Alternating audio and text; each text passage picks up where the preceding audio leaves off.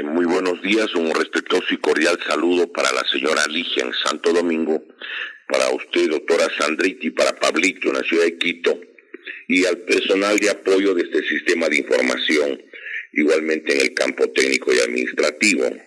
Quisiéramos saludar de manera respetuosa, fraternal como siempre, a la audiencia. Y entrando en materia, yo creo que hay algunos aspectos que no podemos dejar de abordar. Por ejemplo, una noticia que ha conmovido no solo en el Ecuador, sino a nivel mundial, es el hecho de cómo es posible que varios testigos, varios sicarios que han sido capturados en la República del Ecuador, estando presos, hayan sido eliminados para que ellos no hablen. Evidentemente que yo creo que allí hay algunas cosas que habría que revolucionar. Primero, si los implicados en este asesinato de un candidato que podía haber llegado a la presidencia, ese es un hecho importante, y por eso lo matan. Si no tenía ninguna posibilidad, obviamente que no hubieran quizás tenido esta decisión los homicidas o los asesinos. Pero habiendo la posibilidad de que sea finalista y que pueda llegar a la presidencia de la República, es evidente que decidieron eliminarlo para que no llegue a la presidencia de la República. He escuchado las declaraciones del señor Cristian Zurita, candidato a la presidencia de la República en vez de Fernando Villavicencio, y él ha indicado justamente el hecho de que hay un sicario, un testigo vivo, o sea, alguien al que no lo pudieron eliminar ni en la ciudad de Guayaquil ni en la ciudad de Quito. Recordemos que el fin de semana pasado mataron a 6 en Guayaquil y además les ahorcan. Se supone que para ahorcarles a las 6 personas debieron haber participado un número significativo de personas que iban a cumplir la orden de eliminarlos. Si los ahorcaron, imagínense ustedes lo que allí podía haber acontecido. Pero eso no es todo. También eliminan a otra persona en la ciudad de Quito a la mañana siguiente. Es decir, matan, en Guayaquil y Quito a testigos o sicarios o personas que participaron en este crimen terrible en contra de Fernando Villavicencio, y además, claro, no supusieron que hay una declaración que, al tenor de lo que dice el señor Cristian Zurita, este ciudadano ha indicado y ha reconocido algunas cosas.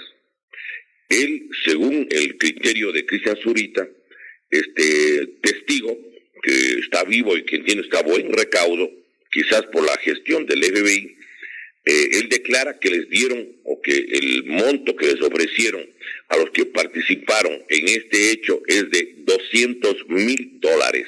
$200,000. Primero. Segundo, señala de que el primer intento que tuvieron para procurar, atentar a la integridad de Fernando Villavicencio se habría producido semanas antes.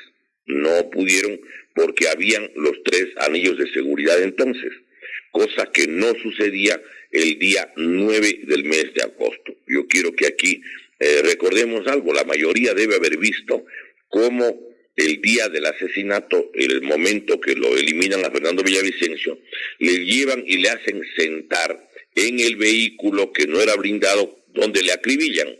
Entonces eso me parece extremadamente grave también, porque allí no estaban los 3 anillos de seguridad que tanto hizo mención un anterior comandante de la policía, que ha sido relevado a raíz de las muertes de los testigos o de los sicarios que podían acogerse a dos, era probable que hagan 2 cosas. Primero, se decidan por la colaboración eficaz. Cuando hay colaboración eficaz, pueden reducirle la pena hasta la 10ª parte. Entonces, imagínense ustedes que personas que sabían que les van a poner probablemente 32 años de prisión, podían ellos haber hablado, haber llegado a un acuerdo con el fiscal o con la fiscalía, Y una segunda cosa, habiendo $5 millones para facilitar la información, para justamente dar la información precisa que dé con los autores intelectuales, el asunto es muy grave. El señor Cristian Zurita dice que en la declaración, yo no he tenido acceso, entiendo que tiene las fuentes directas por haber sido alguien muy cercano a Fernando Villavicencio, le justamente a un gobierno que fue motivo de oposición tenaz de Fernando Villavicencio. Es decir, ellos podían temer de que si llega a la presidencia, Fernando Villavicencio iba a algunos casos a ser totalmente, diríamos, esclarecidos. El caso de la, comercialización de 300,000 barriles diarios de petróleo en los que se hacían al lado, se pegaban una mordida de confianza de $4 por barril. En 300,000 barriles diarios de exportación se estaban haciendo al lado $1,200,000 al día. En 365 días que tiene el año, habían allí $438 millones. Recordemos, adicionalmente a eso, que se calcula que han estado 10, 15 años en el negocio. Eso significaría no solo un gobierno, pero además una cosa. En 10 años estamos hablando de $4,380 millones. Y en 15 años estamos hablando de una cantidad que supera los $6,000 millones.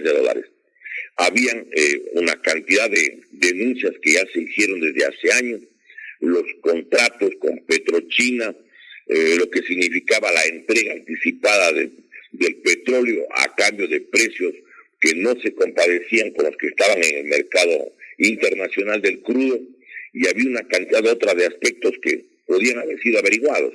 Los que no querían que se averigüe, los que no querían que llegue al poder, evidentemente cometieron este crimen que hay que mirar cuáles son, digamos, las conclusiones a los que llegan los investigadores, debiendo anotar que en este caso, en el caso de Fernando Villavicencio, hay dos elementos o dos ingredientes que habría que considerar. Uno, el secretario de Estado de los Estados Unidos, al día siguiente de la muerte de Fernando Villavicencio, ofreció un equipo del FBI, que entiendo que está allá en el Ecuador. Y el segundo elemento es que semanas después ofrece los $5 millones para los que ayuden a determinar los autores intelectuales. Entonces el asunto allí adquiere otro ribete. Podría a lo mejor esto concluir con el establecimiento de responsabilidades de gente que tuvo muchísimo poder en el Ecuador. Yo creo que el silenciamiento a los sicarios es un asunto extremadamente grave. ¿Quién maneja las cárceles? El Servicio Nacional, o el SNAI, como lo llaman, ¿sí? Que es el que se hace cargo de las cárceles, ¿sí? ¿Qué papel tuvo? ¿Quiénes tenían las llaves de las celdas? ¿Quiénes abrieron las seguridades de las celdas donde estaban los 6 sicarios colombianos en la cárcel de la penitenciaría del Litoral y estaban en la cárcel de Quito? ¿Cómo así les eliminaron con absoluta precisión? Sabían todo, conocían y claro, les matan para silenciarles, para protegerse. Un asunto extremadamente grave, porque además es notorio de que el candidato presidencial, Fernando Villavicencio, iba a las ciudades y tenía gente que le recibía, lo que no tenía ningún otro candidato. Yo creo que, además, lamentablemente, yo creo que tampoco hubo elecciones transparentes. Incluso eso quiero recordar. Miren, es imposible en ninguna parte del mundo un candidato presidencial tiene menos votos que los candidatos para asambleístas, diputados, senadores, como se llamen los representantes al poder legislativo. Esto dentro y fuera del Ecuador, en cualquier parte del mundo. Cuando John Kennedy gana la presidencia tiene muchos más votos que los senadores y los miembros de la Cámara de Representantes del Partido Demócrata de los Estados Unidos. Igualmente cuando ganó Lyndon Baines Johnson, cuando ganó el republicano Richard Nixon, cuando ganó George Bush padre, George Bush hijo, cuando ganó Obama. Es decir, siempre tienen más votos el candidato presidencial. Y en el Ecuador igual. Jaime Roldós Aguilera tuvo una votación mucho más grande que la que tuvo el CDP para los miembros de la Cámara Nacional de Representantes, como se llamaba en esa época. Tuvo una votación mucho más alta el ingeniero León Férez Cordero respecto que los asambleístas o legisladores del Frente de Reconstrucción Nacional. El doctor Rodrigo Borja Ceballos tuvo una votación mucho más grande que los diputados de la izquierda democrática en 1988. En 1992 tuvo una votación mucho más grande, más alta, precisamente Sixto Durán que los miembros del Partido de la Unidad Republicana, del PUR. En 1996 tuvo mayor votación Abdalá Bucarán que los asambleístas del PRE. Entonces, hagamos memoria. Pero en esta elección se produce, a mi modo de ver, un hecho extremadamente grave. ¿Cuál es ese hecho grave? Que el candidato, Cristian Zurita, ahora por forma inédita, tiene menos votos que los candidatos asambleístas. La lista nacional de asambleístas tiene el 20.6%. Y en cambio el señor Cristian Zurita, candidato presidencial, tiene el 16.3%. Eso es imposible. Otra cosa que incluso llama la atención, yo quiero que recordemos, es decir, es muy difícil de creer o de concebir que un candidato presidencial de una provincia como el Chimborazo, que por primera vez tenía la posibilidad de llegar a la presidencia de la República, como ciudadano de esa jurisdicción de Chimborazo, no haya ganado en Chimborazo, sabiendo que los dos candidatos del señor Fernando Villavicencio, a quien le matan, era de la provincia de Chimborazo, era de Alaucín, y el señor Cristian Zurita es un candidato, en cambio, de la ciudad de Riobamba, capital de Chimborazo. ¿Cómo puede creerse que no van a ganar una elección justamente los dos representantes de Chimborazo? Miren, en la provincia del Guayas, que tiene 4 distritos, y ganaron los de la lista de Fernando Villavicencio, la lista 25, ganaron, óigame, en 3 de los 4 distritos. En 3 de los 4 distritos sacan más de 30 asambleístas. Es extremadamente difícil que no haya sido, finalista el señor Cristian Zurita. Es inconcebible. Pero quiero que recordemos que esta direccionalidad ya se encontró incluso el día del debate. Recordemos que el día del debate, ¿sí?, no le dejaron participar ni al candidato que ya habían sustituido para que participe en el debate, Cristian Zurita, y tampoco le permitieron participar a la candidata a la vicepresidencia, a la señora Andrea González. ¿Por qué no les dejaron? ¿Por qué todos los candidatos sí pudieron y por qué el Consejo Nacional Electoral a ellos no lo permitieron? Entonces, a mí me parece que hay aspectos que vale la pena señalar. ¿Por qué no podía ser candidato finalista o eventual presidente el señor Zurita? Porque estaban previniendo, estaban organizando, estaban evitando que un candidato que pueda ser presidente haga averiguar bien las circunstancias de la muerte de Fernando Villavicencio. Yo quiero que recordemos cómo en los Estados Unidos, luego de que le mataron al presidente John Kennedy, su hermano fue candidato a la presidencia. Me refiero a Robert Kennedy, que era el fiscal general de los Estados Unidos en la presidencia de John Kennedy.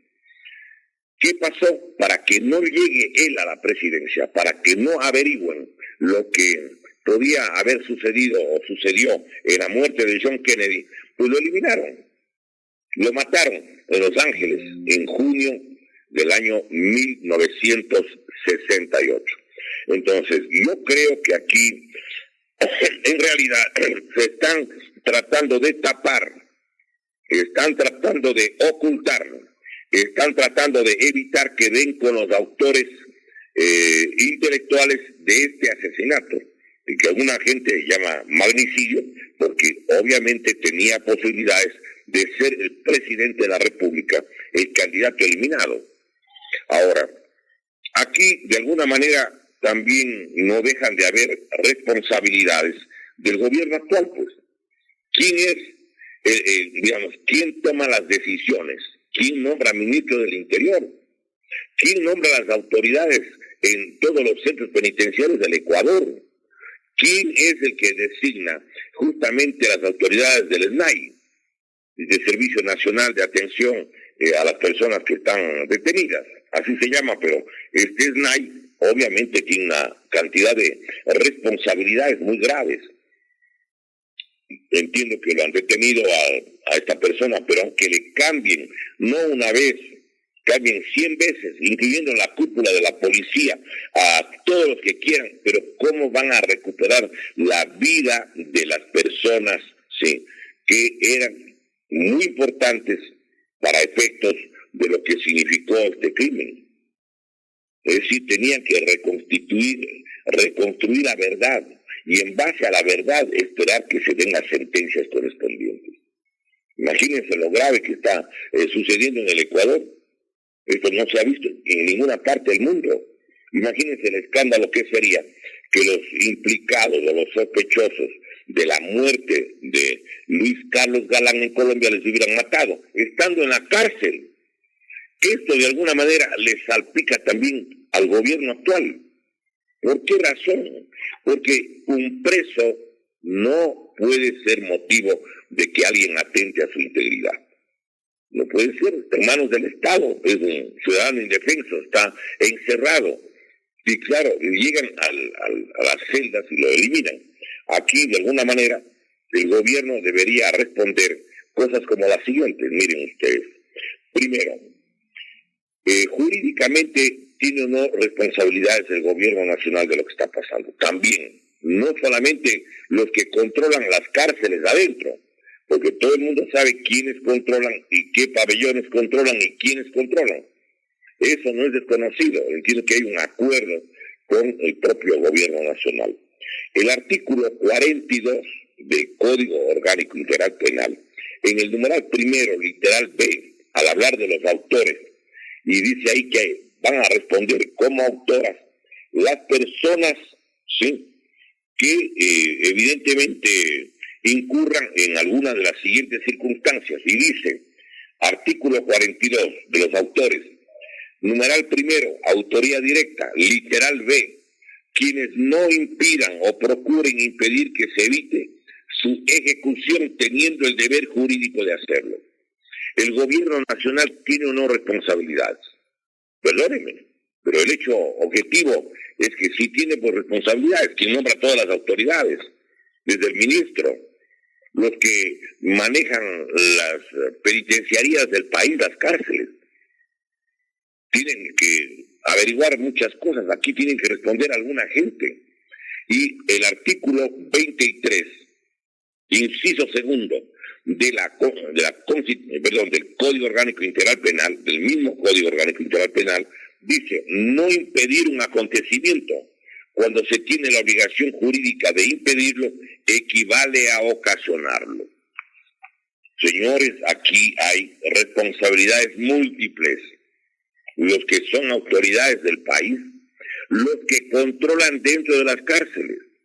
Recordemos que en la votación de dentro de las cárceles, más del 80% votaron a favor justamente de un gobierno anterior o de los candidatos de ese gobierno. Entonces, a mí me parece que lo que está sucediendo en el país es extremadamente penoso, muy grave. ¿Cómo puede ser que justamente los responsables, los que podían dar luces sobre quiénes son los que contrataron, los que dieron el dinero? Porque incluso el candidato Cristian Zurita, él dice que reconoce sicario que está con vida todavía, que no lo ha matado, que ha hecho una declaración anticipada ante la eventualidad que algo le pueda pasar. Ciudadano, señor colombiano, dice que les dieron $200,000. Van a tener que ubicar de dónde salió ese dinero, quién hizo llegar ese dinero.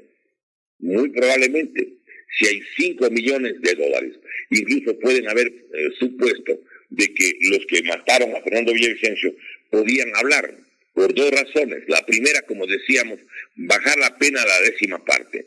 Y segundo, cobrar la recompensa. Si les dieron $200,000 y hay 25 veces esa cantidad, $5 millones, estarían tentados o no para hablar.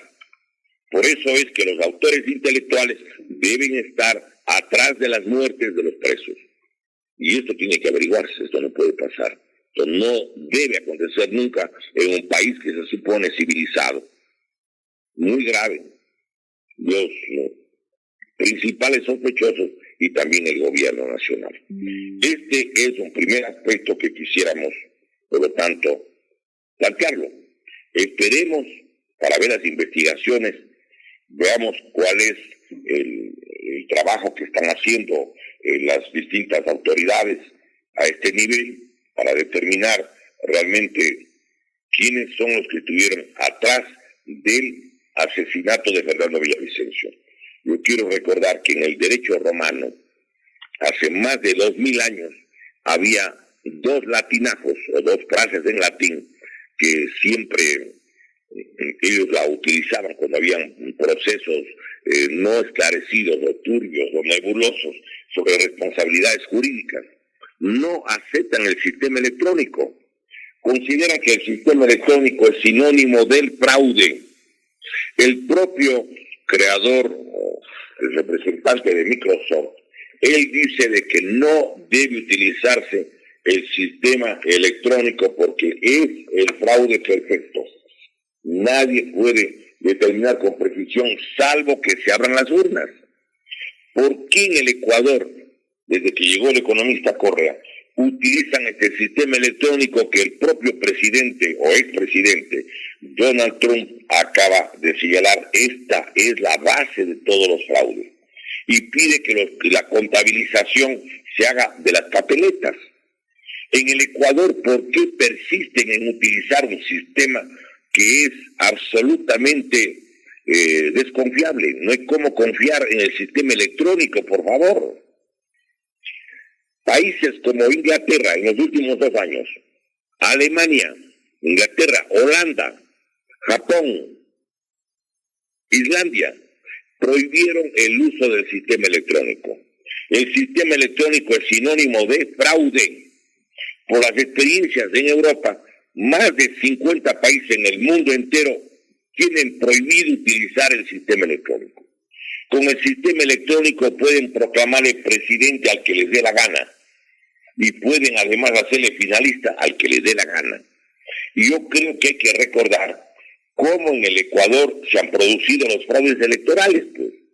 Recordemos que en la campaña del 2009, quiero que recordemos, allí encontraron un centro paralelo de digitalización donde emitían los resultados falsos de los votos para asambleístas y para presidente y vicepresidente de la República.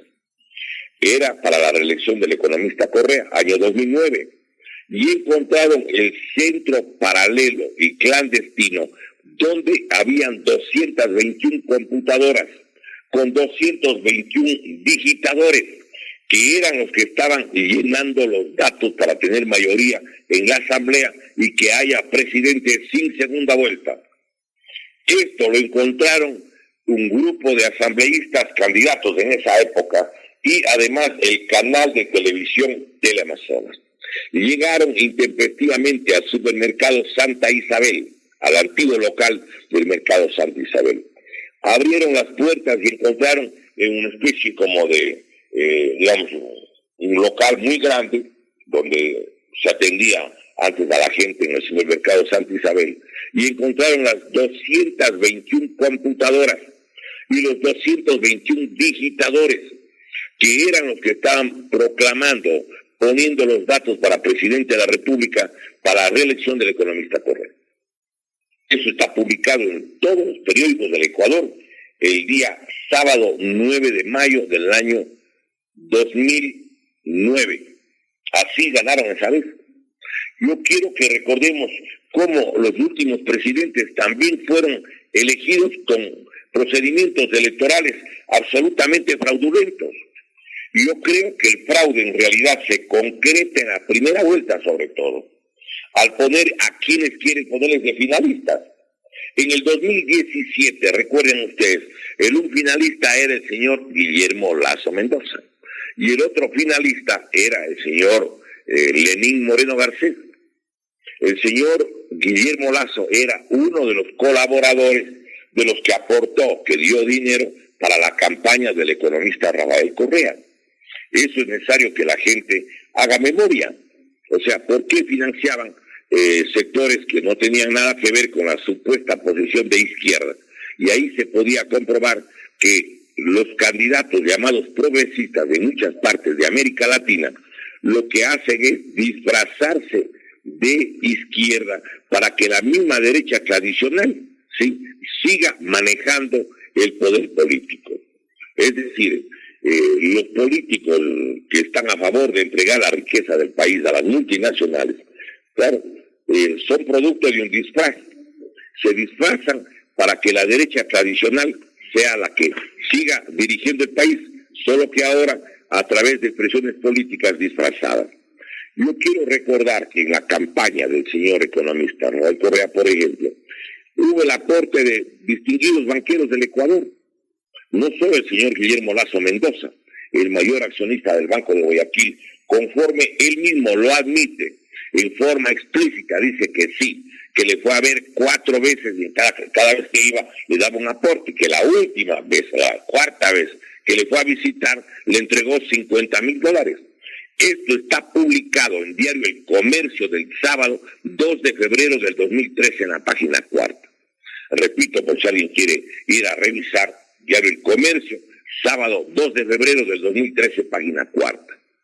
Otros banqueros que colaboraron para la campaña del señor economista Rafael Correa fue, recordemos, los hermanos Isaías Dazú, Roberto y William Isaías.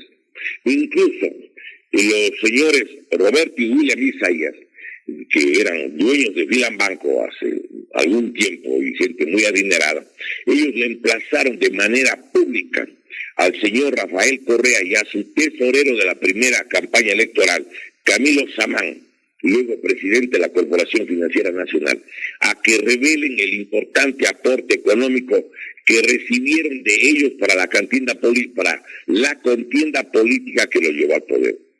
Esta combinación, donde además le enrostran y le dicen, señor, a usted le dimos las cuñas gratuitas en los canales nuestros, en el canal Telecentro, en Gamavisión, en Canal 3 de cable, y esto está publicado, por favor, verifíquenlo, Diario El Universo, del viernes justamente 20 de mayo del 2021, en la página 4, primera sección. Yo quisiera que ustedes reparen otro hecho.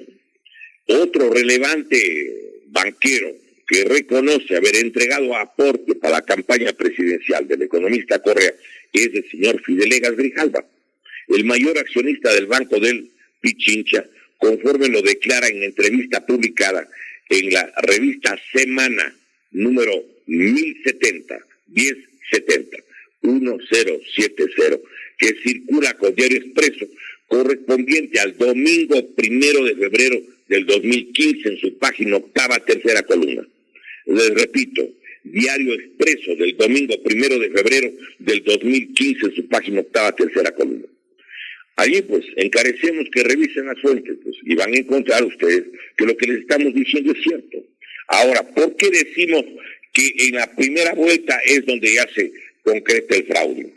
Por obvios motivos. Yo creo que es necesario que la gente repare y recuerde. Cuando ganó la presidencia, dicen que ganó, aunque no ganó, todo el mundo sabe que no ganó, Lenín Moreno Garcés, pues. Allí habían, quiero recordar, de acuerdo al INEC, 11.118.306 personas, sí, que votaban, según el INEC, Instituto Nacional de Estadísticas y Censos, el organismo que lleva las encuestas día a día. Tantas personas han nacido en tal y tal parte, tantas han fallecido en tal ciudad, en tal sector. Y para sufragar, en cambio, el CNE dijo, no es esa la cantidad. El número verdadero son, según el CNE, 12.735.792 votantes. Es decir, inflaron 1.617.486 electores. Inflaron, no habían. Y ellos, ampliaron el 14.55% del total de los mayores de 16 años. Hágame el favor. Con 14.55 injustificado, podrían, por ejemplo, alguien que estaba con el 26%, llevarle a más del 40%, con el 14.55% ahí. Pero además, hay que recordar cómo los electores injustificados o votantes fantasmas, para dar el caso de algunas provincias, tenían las siguientes cantidades. En la provincia del Guayas, 283.715 votantes fantasmas. En Pichincha, 250.783 votantes fantasmas. En Manabí, 181.714 votantes fantasmas. En Azuay, 103.188. En la provincia de Chimborazo, 85.621. Es decir, ellos se toman prácticamente la presidencia en la primera vuelta. Y quiero recordar lo que pasó en el año 2021, pues. En el año 2021, el candidato señor Guillermo Lasso Mendoza, que fue proclamado presidente por el CNE, donde habían dos vocales identificados con la política del economista Correa, uno auspiciado por Partido Social Cristiano y los otros dos del correísmo, ahí están los 5, sí, le proclamaron presidente. Luego que el candidato al que le proclamaron finalista primero y luego presidente, perdió en 22 de las 24 provincias del Ecuador. El señor Guillermo Lasso perdió en Esmeraldas, en la provincia de Manabí, en Santo Domingo de los Áchilas, perdió en la provincia, recuerden ustedes, del Guayas, de los Ríos, del Oro, perdió en la provincia del Carchi, Imbabura, Cotopaxi, Tungurahua, Chimborazo, Bolívar, Cañar, Azuay y Loja, perdió en toda la región amazónica, en Sucumbíos, en Napo, en Orellana, en Pastaza, en Morona, Santiago y Zamora Chinchipe. Y sin embargo, lo proclamaron primero finalista y luego lo hicieron presidente. Yo creo que es necesario recordar ahora cómo es que le dejan fuera al señor Cristian Zurita. Si él tiene 30 legisladores, pero tenía una votación, a mi modo de ver, mucho más alta, pero no hay cómo verificar, no dejan nunca abrir las urnas. La gente va, pone el voto y se retira. Y ellos proclaman lo que quieren y no hay nada que hacer. Yo quisiera que recordemos cómo en la votación del 5 de febrero, es decir, de hace algunos meses, cuando eligieron alcaldes y prefectos, se dieron con la siguiente circunstancia. Ya proclamaron quién es el alcalde de Guayaquil, quién es la persona prefecta del Guayas. Todo eso ya hicieron. ¿Y qué sucedió? Luego va de visita al organismo electoral del Guayas, el ingeniero Enrique Pita García, y encuentra que allí estaban, luego de proclamados los resultados, recién estaban, elaborando las actas. Es decir, era un fraude notorio. ¿Por qué callaron lo del fraude? ¿Por qué no investigaron? En la Asamblea Nacional, algunos legisladores de la época señalaron que hubo un acuerdo a cambio de no tocar lo del fraude electoral.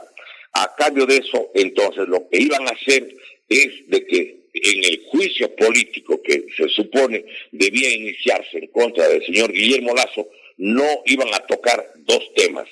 Un tema era el Plan Padrino, donde manejaban alrededor de 14.000 millones de dólares de todo lo que es Petroecuador, flota petrolera ecuatoriana, Servicio Nacional del sector eléctrico, la Corporación Nacional del Sector Eléctrico, la Corporación Nacional de Telecomunicaciones, entre otros bienes públicos. Ese tema no podía entrar en el acuerdo a cambio de que ya nadie hable del fraude electoral. Y el segundo elemento que quiero recordar era el famoso Plan Padrino, la investigación que realiza la Policía Nacional con 37 investigadores escogidos y que además con el asesoramiento, esto hay que señalar, hay un asesoramiento de 2 entidades. Estos informes deben tener ellos. Yo no sé por qué todo el mundo se queda callado, pero hay aquí un segundo elemento, y que es el hecho, quiero recordar, que los 37 investigadores de la Policía Nacional contaban con la coordinación y el asesoramiento de la Agencia de la Unión Europea para la Cooperación Policial, que se llama Europol, Agencia de la Unión Europea para la Cooperación Policial. Ellos son los que elaboran el informe León de Troya. León de Troya es, una investigación que de los 37 miembros de la Policía del Ecuador, hay 2 que destacan porque fueron los que de mejor manera coordinaron estas actividades. El uno es el teniente coronel José Luis Erazo, y el otro es un capitán de apellido Rengel. Pero óigame, ellos piden a través de los abogados que la Comisión Interamericana de Derechos Humanos, la CIDH, sea la que justamente, la Comisión Interamericana de Derechos Humanos, sea la que les proteja, porque denuncia el papá del teniente Rengel y la esposa del teniente coronel José Luis Erazo, de que les habían enviado a las zonas más peligrosas en la provincia de Esmeraldas y en la provincia del Guayas. ¿Qué estaban esperando? ¿Querían que los eliminen acaso? ¿Cómo era posible que una institución tan importante como la Policía Nacional no les pueda brindar adecuada protección a un teniente coronel, que es el que coordinó las investigaciones? Y en el otro caso, igualmente, su brazo derecho en la investigación, el teniente Rengel. Se quejan de que no pueden ellos y que no pueden ejercitar ningún control. Entonces, ¿qué es lo que sucede ahí?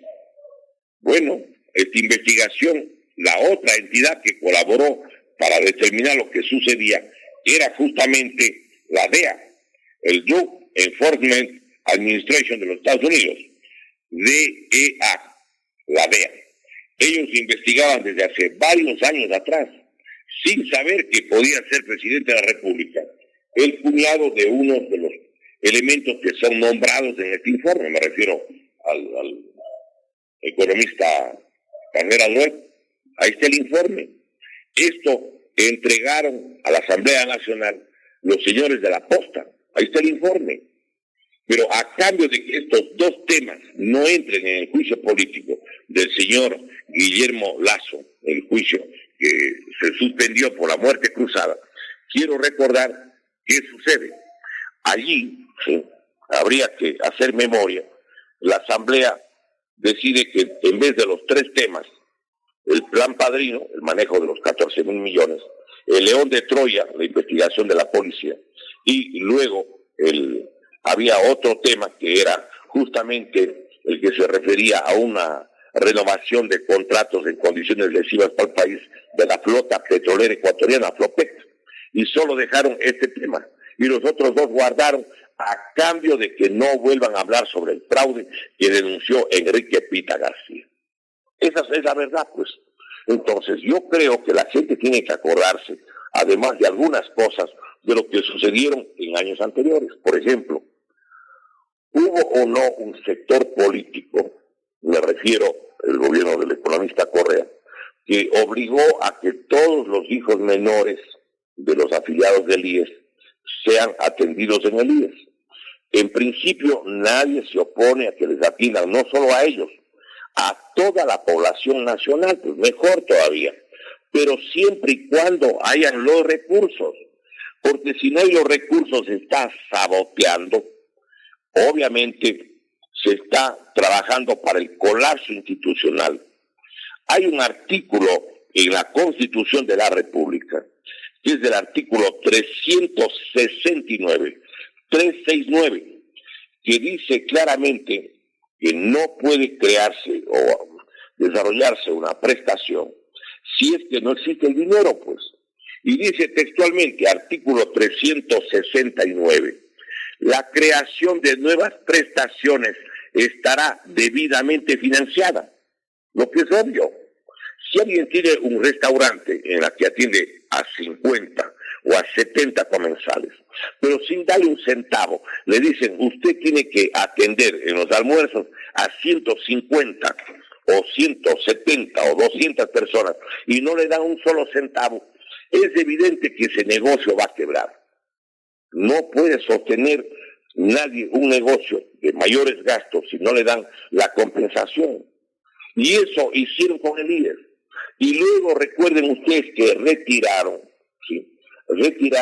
el 40% de los aportes del Estado ecuatoriano para justamente como el fondo de jubilaciones. ¿Por qué sucedió eso?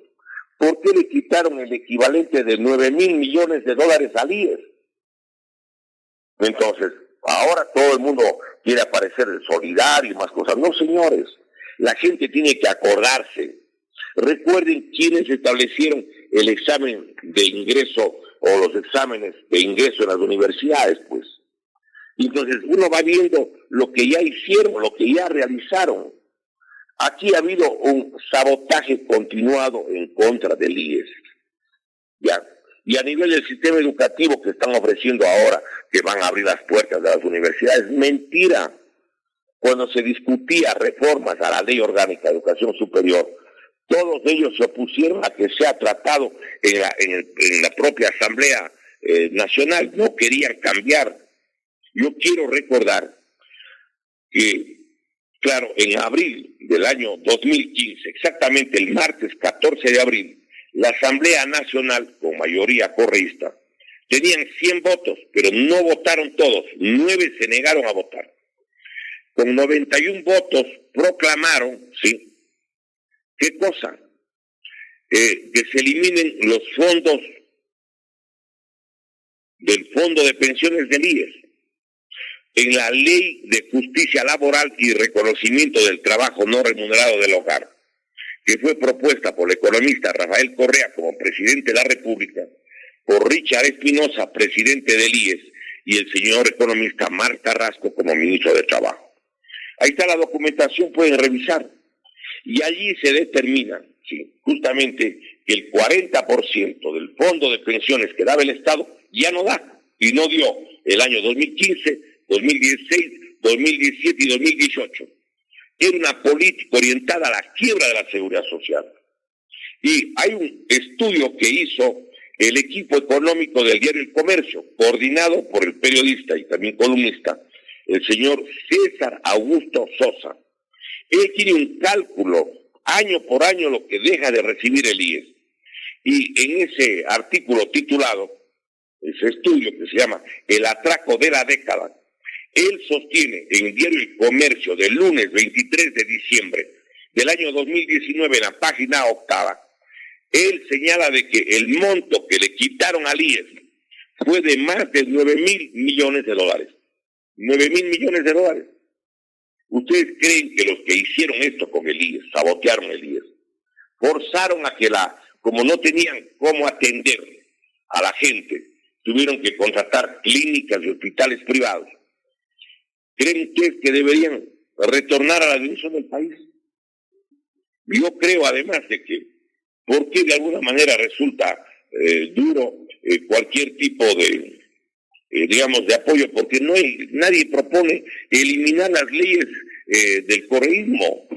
Eso es una cosa muy grave, porque las leyes del correísmo son las que han permitido que gran parte de la riqueza nacional se entregue a las corporaciones extranjeras.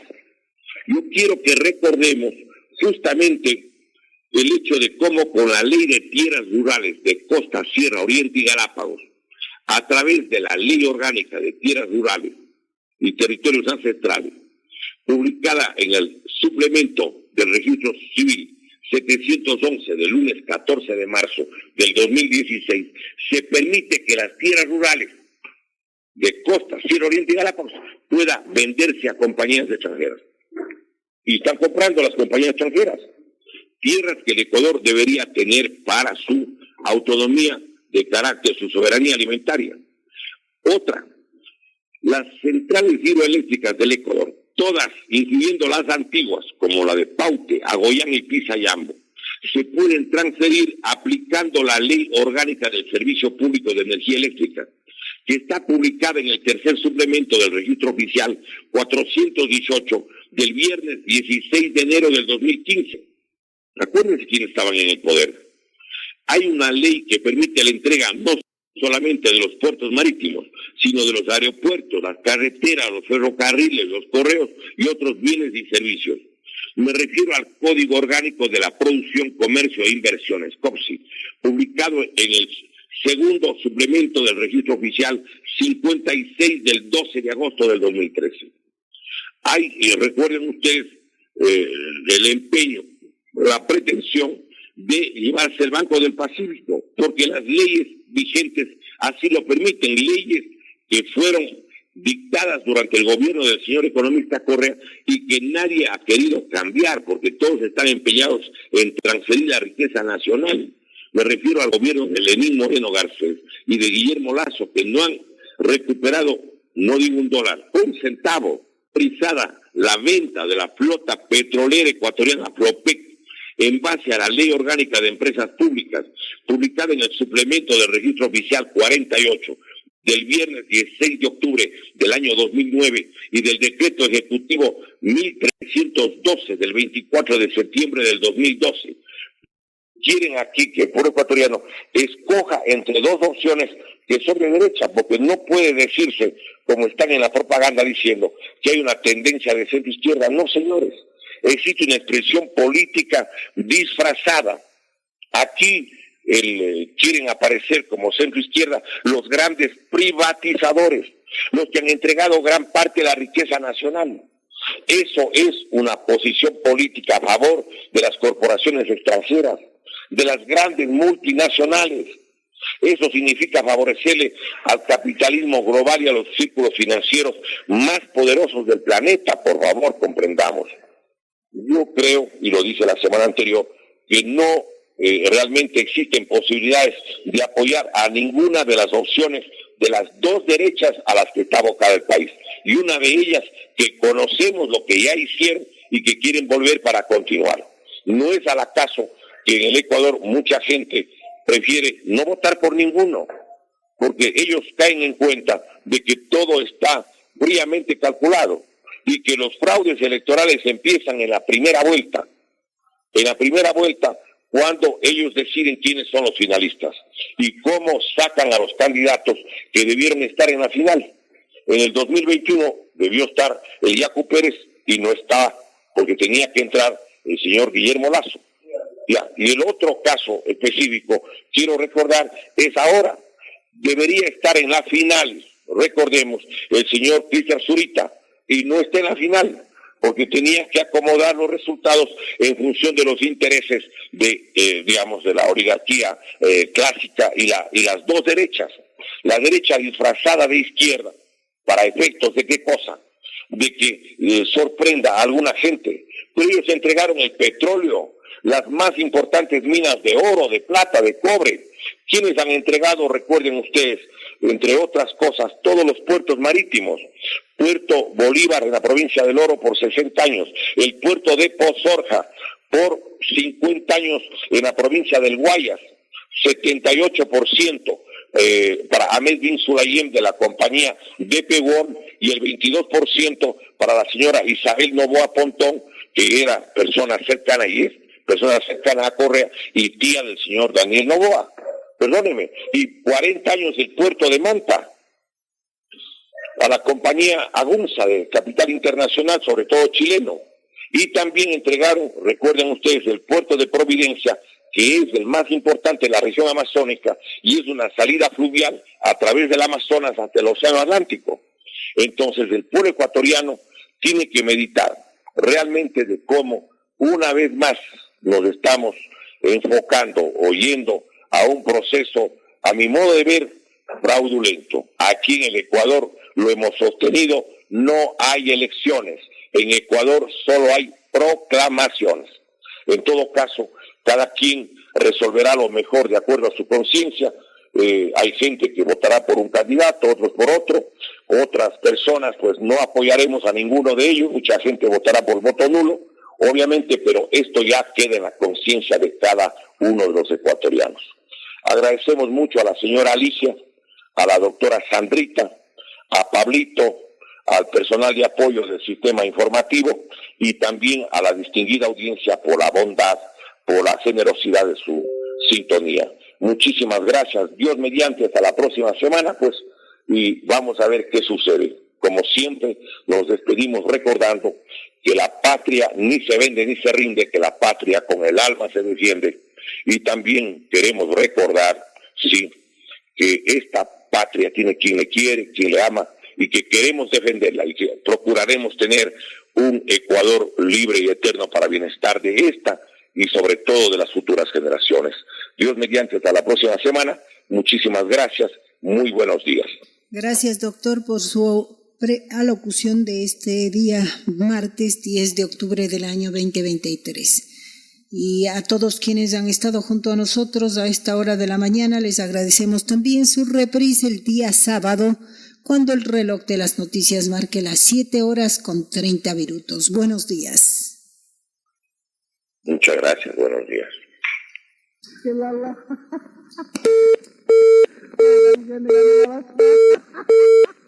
Radiodifusora Marañón presentó Cuando los hechos hablan.